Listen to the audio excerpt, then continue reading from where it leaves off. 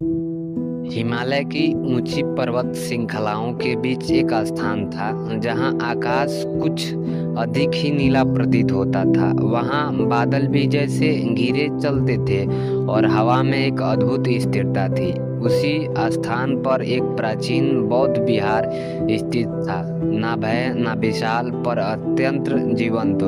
उसकी दीवारें पत्थरों की थी, किंतु उसमें समय की ना साधना की दरारें थी। इस विहार का नाम था शून्यधाम।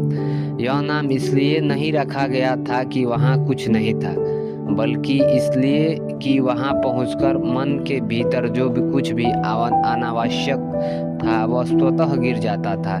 इस विहार में एक बिच्छू रहते थे, अनिरुद्ध। ना वो बहुत प्रसिद्ध थे, ना ही उन्होंने कभी प्रसिद्धि चाहिए। वे कम बोलते थे और जब बोलते थे तो शिष्य कई दिनों तक उन शब्दों के अर्थ में उतरते रहते थे। कहा जाता था कि वे बुद्ध के बाद परंपरा में उन बिरले भिक्षुओं में से एक थे जिन्होंने शून्य को केवल सिद्धांत नहीं, प्रत्यक्ष अनुभव के रूप में जिया था। यह प्रश्न तो भीतर जलता था। पूरे देश में एक युवक उस बिहार में आया। उसका नाम था आर्यक। आर्यक विद्वान था। उसने अनेक ग्रंथ पढ़े थे, सूत्र, शाव्य, टिकाऊ। यह तर्क में निपुण था, वाद विवाद में तेज था, किंतु उसके भीतर एक बेचैनी थी जो किसी तर्क को शांत नहीं होती थी। वह जानता था कि वह बहुत कुछ जानता है, पर शांति नहीं है। जब उसने शून्यधाम के बारे में सुना तो उसने सोचा, यदि कहीं इसका उत्तर मिल जाए तो चलते हैं, एक बार चल के देखते हैं।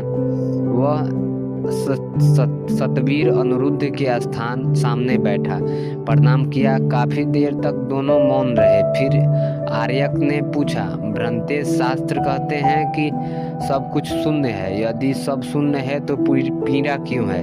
यदि सब शून्य है तो साधना क्यों?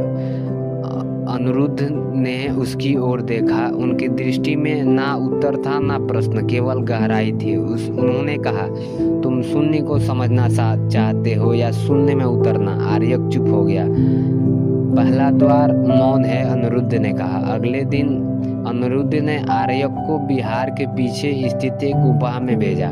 वहां ना कोई मूर्ति थी, ना कोई दीप, केवल एक पत्थर और एक निर्देश। 3 दिन तक बोलना नहीं, 3 दिन तक प्रश्न नहीं, केवल बैठना।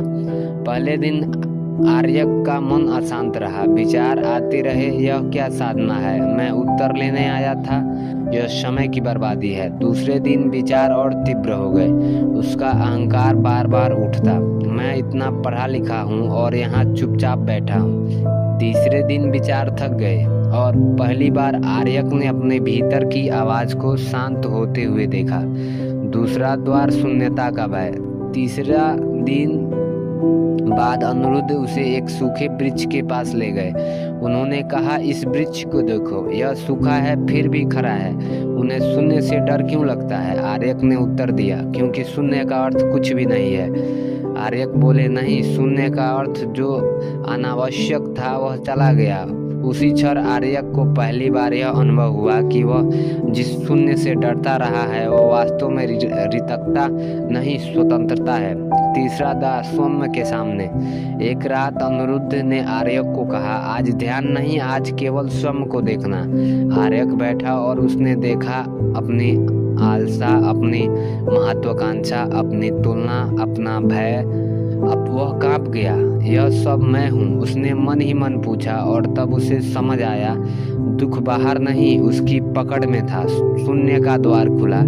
कई सप्ताह बीते। एक दिन ध्यान में बैठते बैठते आर्यक को ऐसा लगा जैसे उसके भीतर कुछ रह गया। वह दुख सुख था, ना दुख था, ना आनंद था, ना पीड़ा, बस एक स्पष्टता। उसकी आंखें खुली। आकाश वही था, वृक्ष वही थे, पर देखने वाला इंसान बदल गया था। वह अनिरुद्ध के पास गया, कुछ नहीं बोला। अनिरुद्ध ने कहा, अब तो तुम समझ ही गए होगे। आर्यक ने सिर झुका लिया। अंत नहीं, आरंभ हुआ। वर्षों बाद जब आर्यक स्वयं एक शिक्षक बना और कोई शिष्य उससे पूछता है, शून्य क्या है, तो वह मुस्कुराता और कहता है, पहले मौन में बैठो, उत्तर स्वयं आ जाएगा। हमें उम्मीद है आपको मौन की ये बेहतरीन आध्यात्मिक